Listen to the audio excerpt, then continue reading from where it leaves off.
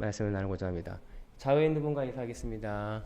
네, 반갑습니다. 한 주 동안 평안하셨나요? 네, 오늘 말씀의 제목은 아까 말씀드린 것처럼 하나님의 아들을 믿는 믿음 안에서 사는 것이다.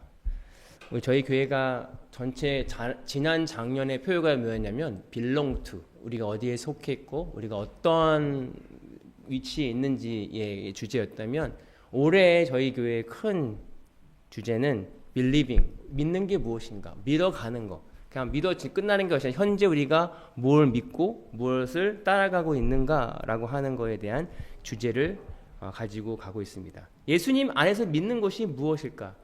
크리스찬이라고 하면 당연스러운 것 같아요. 믿는 거.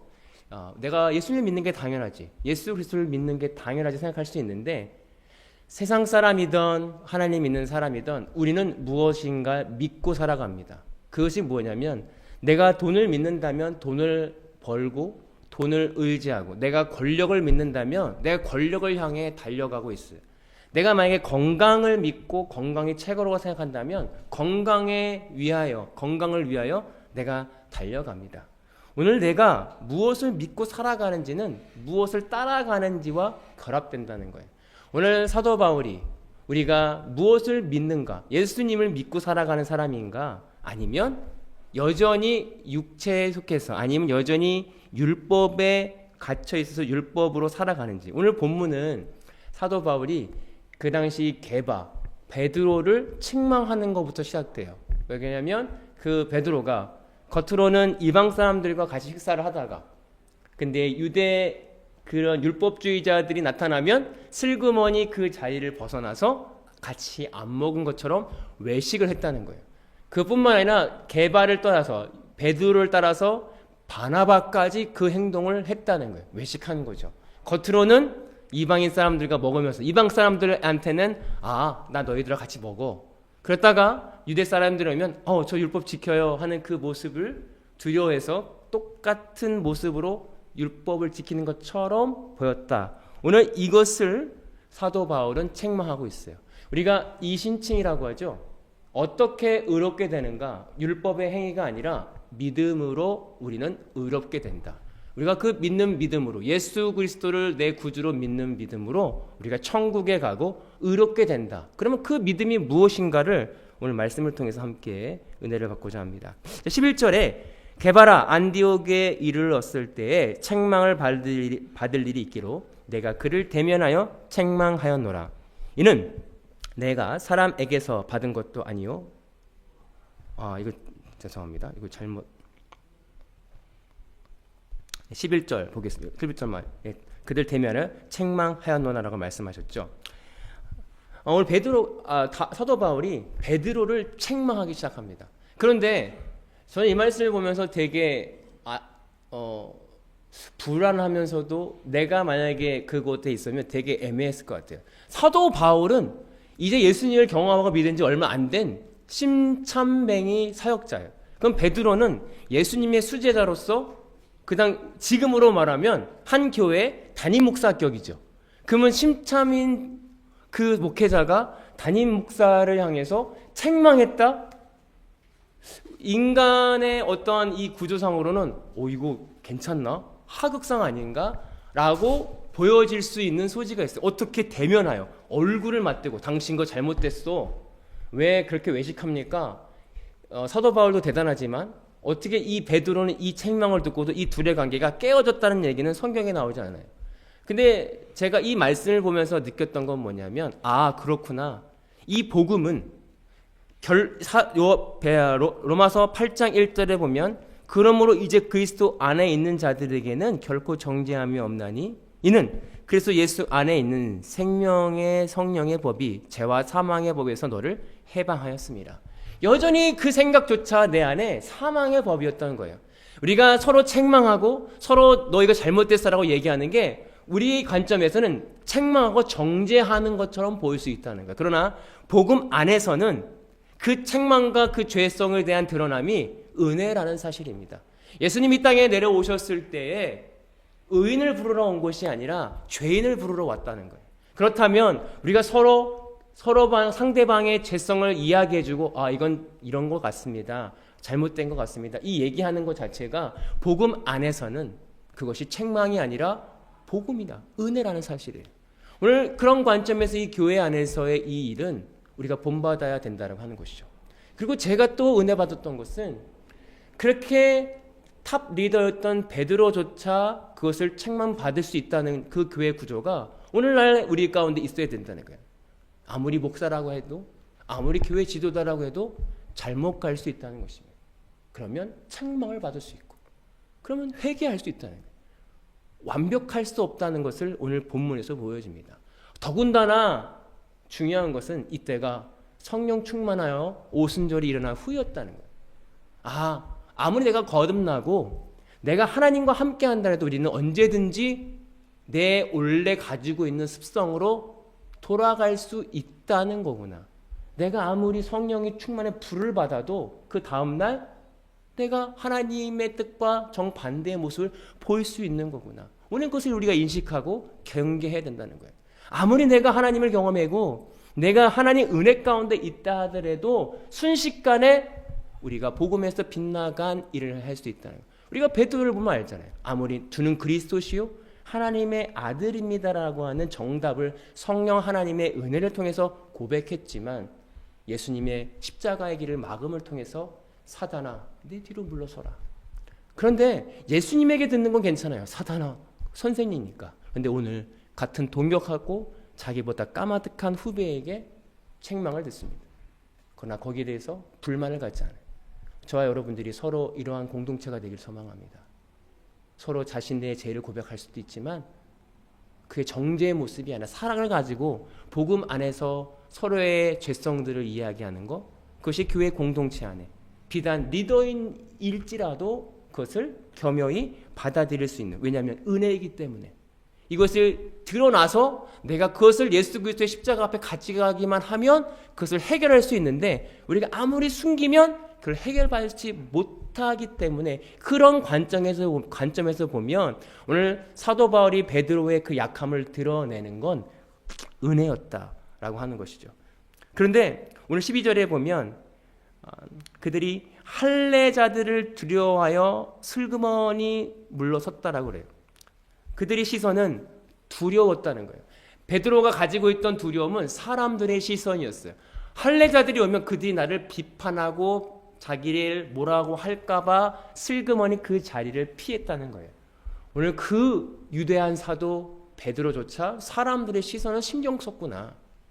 이것이 힘든 거구나. 이것이 없어지기가 그렇게 힘들구나. 인간의 체면과 인간의 시선이 사람은 겉모습을 보지만 하나님은 중심을 본다고 했는데 그 사도조차 그 사람들의 시선을 피하고자 물러갔구나.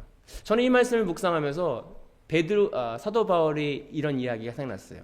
사도 바울이 제사 음식에 관하여 먹을 수 있는 자유가 있지만 사도 바울이 먹지 않는 이유는 많은 다른 믿음이 약한 자들이 자신의 모습을 보고 실족할까봐, 그들이 두려워서가 아니라 실족할까봐 그들을 사랑하는 마음으로 내가 그 자유를 누리지 않겠다라고 말한 것과 오늘 베드로가 그 헬라자들의 도는 것을 두려워요 피했다는 것은 자기 보호에서 시작된 거구나. 오늘 저 여러분들이 생각해야 될 건 내 보호하고자, 나를 보호하고자 생각하는 사람들의 시선에서 나를 보호하고자 하는 그 행동들은 복음에 주시는 자유를 싫다고 벗어버리는 거다. 오늘 진짜 복음에서의 자유는 그 두려움을 예수 그리스도의 십자가 앞에 고백하고 그 자리에 있는 것입니다. 오늘 저 여러분들의 모든 두려움이 있을 거예요. 어떤 두려움? 사람에 대한 두려움, 사람의 평가에 대한 두려움, 여러 가지 것들이 있는데 그 두려움 앞에 하나님 앞에 맡겨드릴 수 있는 저와 여러분들이 되기를 소망합니다. 13절에 남은 유대인들도 그와 같이 외식함으로 바나바도 그들의 외식에 유혹되었느니라. 오늘 여기서 리더의 중요성을 보여줍니다. 아니 베드로 선생이 일어났는데 그 밑에 따르던 그 밑에 후배 선배들은 당연히 베드로와 함께 따라가는 거죠. 같이 유혹되어 외식에 유혹되어 일어났다는 거예요. 오늘 리더의 중요성입니다. 오늘 우리가 가정에서 또 일터에서 또 교회에서 우리가 어떻게 행동하고 어떻게 하는 이에 따라서 자녀들은 보고요. 그 보고 자란 그 모습을 그대로 그들도 습득한다는 거예요. 정말 놀라운 것은 내가 약하고 나를 닮지 않았, 이 부분만 나를 닮지 않았으면 좋겠는데, 이 부분 내가 약한데, 근데 이 부분만 닮지 않았으면 좋겠는데 아이들을 보니까 꼭 그 부분이 닮아 있어요. 그래서 때로는 아이들한테 화가 나는 게 아니라 그걸 닮은 내 모습을 보면서 화가 날 때가 있어요. 이것만 닮지 말지.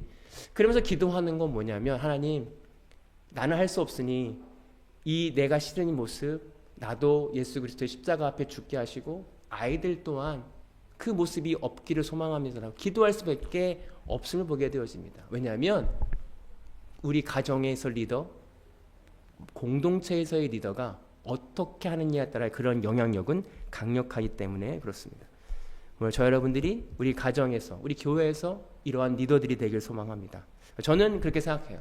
우리 교회에 있는 지금 한 사람 한 분 한 분이 미래, 지금 현재의 리더라고 생각합니다. 리더는 그러한 영향력이 있는 존재이기 때문에 한 사람 한 사람 좋은 선한 영향을 끼칠 수 있는 저와 여러분들이 되기를 소망합니다. 14절에 그러므로 나는 그들이 복음의 진리를 따라 바르게 행하지 아니함을 보고 모든 자 앞에서 게바에게 이르되 내가 유대인으로서 이방인을 따르고 유대인답게 살지 않으면서 어찌하여 억지로 이방인을 유대인답게 살려 하느냐라고 말씀하고 있죠. 이중성이에요. 왜냐하면 그들이 이미 알았어요.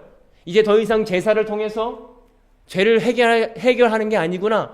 그렇구나. 예수 그리스도의 십자가의 은혜라는 것을 알았기 때문에 더 이상 베드로는 제사를 드리지 않았어요. 유대인처럼 살지 않았죠.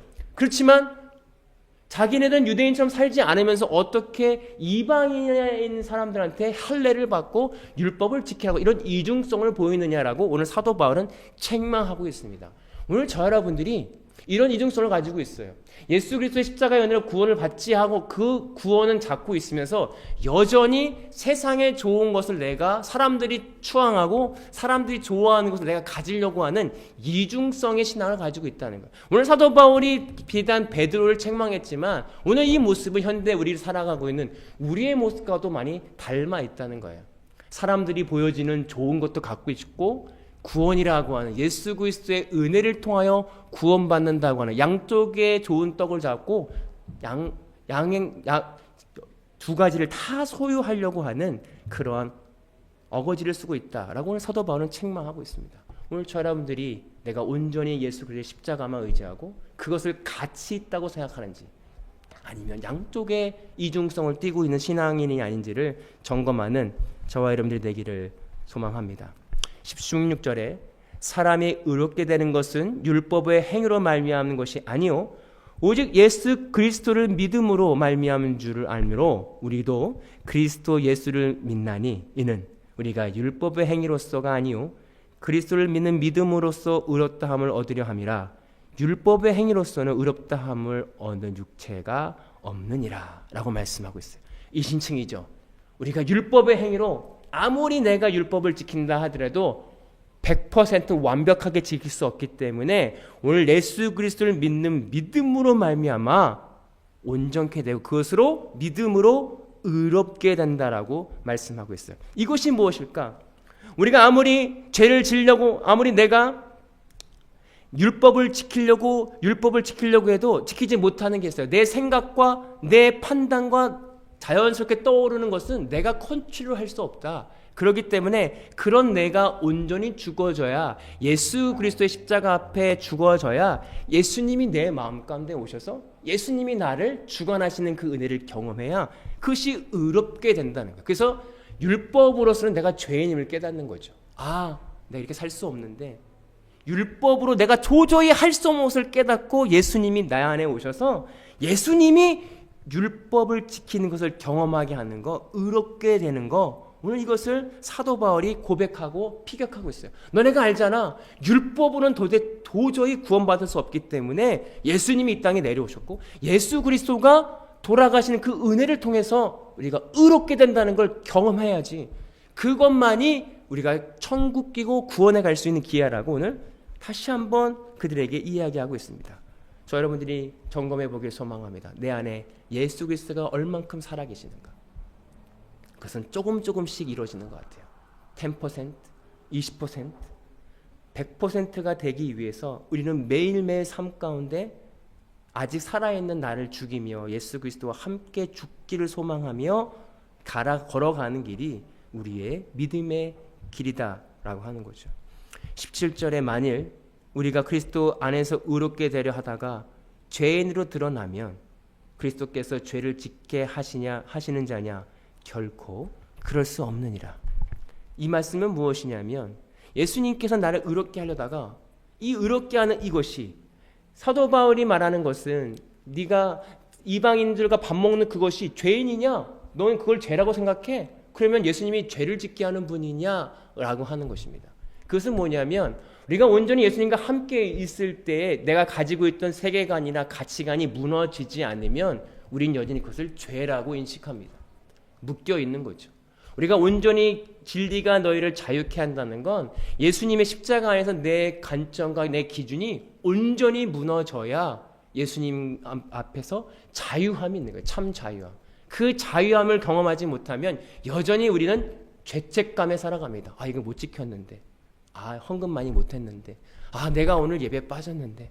아, 내가 오늘 기도하지 못했는데. 그 죄책감에 살아가고 있는 거지. 그렇다면 예수님이 너에게 죄를 짓게 하는 것이냐? 오늘 저 여러분들이 이 경험해야 됩니다. 예수님이 나와 함께 하시면 무엇이든지 할 수 있다.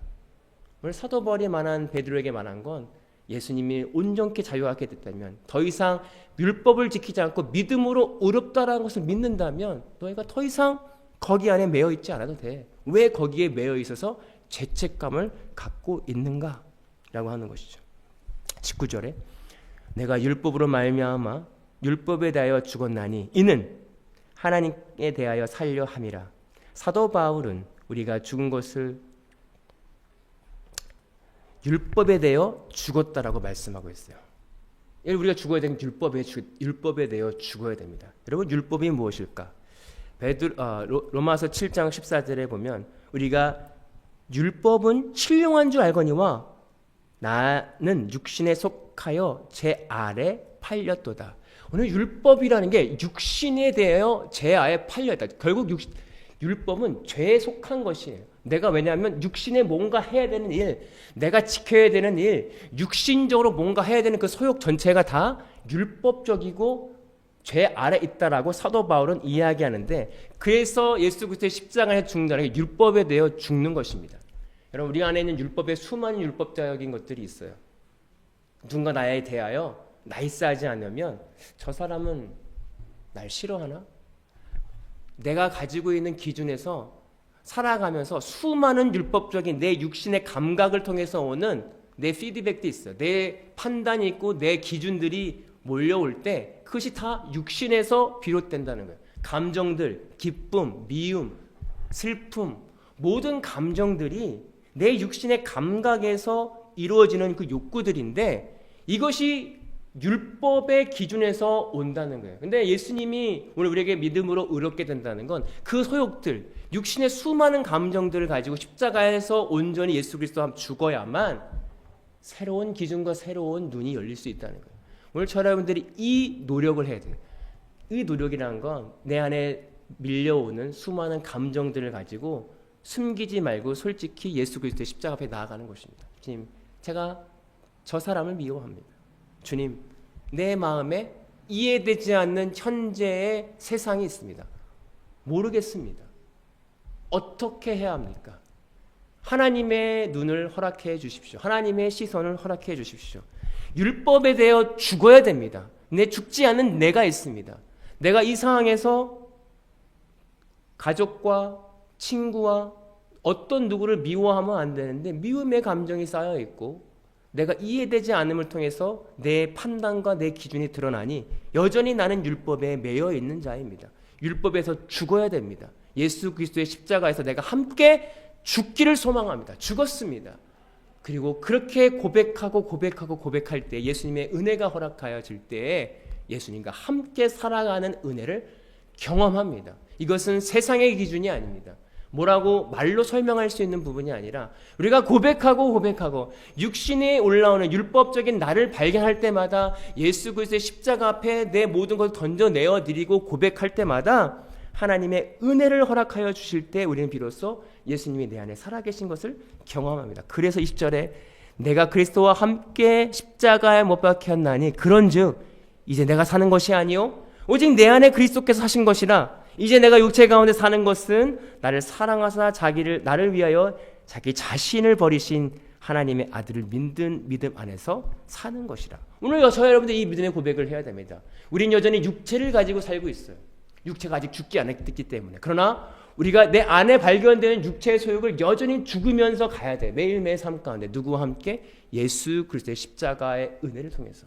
예수님의 십자가의 보혈의 은혜가 아니면 이 육체를 죽일 수 있는 은혜가 없기 때문에 우리는 다른 길이 없어요. 오직 한 길 예수 그리스도의 십자가의 은혜밖에 없기 때문에 내가 발견되는 때는 감정 여러 가지 소요들을 하나님은 보게 하세요. 수많은 환경들을 통해서 이해되지 않는 환경을 우리를 밀어넣습니다. 희망이 보이지 않고 때로는 보이지 않는 길을 밀어넣으세요. 그럴 때에 내 안에 감춰졌던 죄성들이 올라와요. 원망, 분노, 왜 이럴 거면 이렇게 하십니까? 라고 하는, 왜 내가 잘못한 것도 없는데 억울한 일을 통해서 우리 안에 있는, 내면 안에 있는 악한 죄성들이 올라오게 하세요. 그때 우리가 하나님을 바라볼 수 있는, 그렇구나, 난 여전히 예수 그리스도의 은혜가 아니면 불만과 불평밖에 없는 본질적인 죄성을 가진 인간이구나. 예수 그리스도와 함께 십자가에 죽었습니다. 이 불평하는 나, 상대방을 미워하고 판단하는 나는 십자가에 죽었습니다. 고백하며 주님께 드려질 때에 하나님의 은혜의 때가 되면 그 예수 그리스도가 내 안에 살아계심을 경험합니다. 우리가 도저히 우리가 이 고백 없이는, 우리가 이 낱낱이 하나님께 아뢰는 거 없이는, 우리가 때로는 이 고백을 하지 않아도 은혜를 통해서 기분이 좋아질 때가 있어요. 내가 뭔가 하지 않아도 하나님의 은혜가 내려와서 누군가가 좋아지고 누군가의 미움이 사라질 때 있어요. 그러나 시간이 지나면 다시 올라옵니다. 왜냐하면 본질적인 문제가 해결되지 않았기 때문에. 하나님이 우리의 길을, 수많은 길을 통해서 인도하실 때 그 은혜와 또 보여지는 때 또 은혜를 허락하셔서 잠깐은 내려놨다가 또 다시 올라오는 수많은 담근질을 통해서 우리에게 원하시는 것은 하나, 안에 있는 그 본질적인 죄성, 예수 그리스도의 십자가 앞에 고백하고 죽어라. 이는 내가 사는 것이 아니라 예수 그리스도의 은혜 안에서 사는 것이다. 오늘 사도 바울이 베드로의 잘못된 일까지 드러내면서 여전히 우리가 아직 죽지 않은 육체의 소욕과 율법적인 행위, 이것은 굉장한 것입니다. 굉장히 강한 거예요. 왜냐하면 성령을 체험을 해도 사도 베드로가 떨쳐버리지 못한, 매어있는 거에서 뿌리밖에 잘라내지 못한 것들이었어요. 그것은 오직 예수 그리스도의 십자가의 은혜가 아니면 이건 도저히 해결할 수 없는. 오늘 저 여러분들이 마음으로 묵상할 때 아직도 내가 놓지 못하고 잘라지지 못하는 것들이 있으면 희망을 가지세요. 사도 베드로도 못했다니까요. 성령 충만하여 오순절에 성령 하나님을 경험해도 못했다니까요. 오직 예수 그리스도의 십자가의 은혜, 나는 죽었습니다. 예수님의 십자가에서 내가 함께 죽었습니다. 고백할 때 예수님의 은혜를 통해 이것이 해결되어지는 것을 경험하는 저와 여러분들이 되기를 소망합니다. 기도하겠습니다. 사랑의 주님, 저희는 여전히 육체의 소욕 때문에 제대로 된 하나님의 뜻을 발견할 수 없음을 고백합니다. 수많은 매여 있는 것들, 또 육체의 소욕들, 율법에 매여 있는 것들이 있습니다. 주님, 우리 약함을 아시는 하나님께서 긍휼히 여겨 주시사 우리의 눈을 밝게 보이게 하셔서 그 모든 육체의 소욕이 예수 그리스도의 십자가의 안에서 함께 죽고 예수님이 내 안에 계셔서 새로운 눈을 허락하셔서 새로운 세계를 바라볼 수 있는 우리 모두가 되게 하여 주옵소서. 감사드리며 예수님의 이름으로 기도하옵나이다. 아멘. 지금은 우리 주 예수 그리스도의 은혜와 아버지 하나님의 극진하신 사랑하심과 성령님의 감동 교통하시는 은혜가 오늘 말씀을 통해서 율법에 완전히 죽은 자로 살아가고 더 이상 율법에 매여 있지 않기로 결단하고 돌아가는 모든 성도들 머리 위에, 그리고 온라인으로 보는 성도 위에 예수 그리스도 이제로부터 영원토록 함께 하시기를 간절히